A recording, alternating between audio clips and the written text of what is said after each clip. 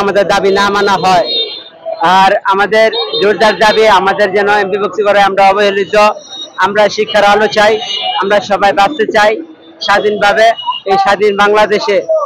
ঠিক আছে, আমাদের কাছে, আমাদের সরকারের কাছে, সবার কাছে আমাদের আবেদন, আমাদের যেন এমপি ভুক্ত করা হয়, আমাদের সরকারের সুযোগ সুবিধা যেন পাই। ঠিক আছে, আমরা যেন বাঁচতে চাই, এই বাঁচার পর যেন আমাদের সরকারের মাধ্যম থেকে এবং এমপির ভুক্তর আলো থেকে আমরা চাই। আমাদের স্কুলের নাম হলো আলো।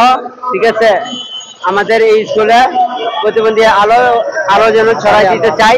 ওই হাতের আলো থেকে প্রতিটা প্রতিবন্ধীর আলো আমরা ছড়াতে চাই। এই যেন সরকার আমাদের সাথে আলো ছড়াতে জন্য আমাদের পাশে যেন থাকে। আসসালামু আলাইকুম ওয়া রাহমাতুল্লাহ।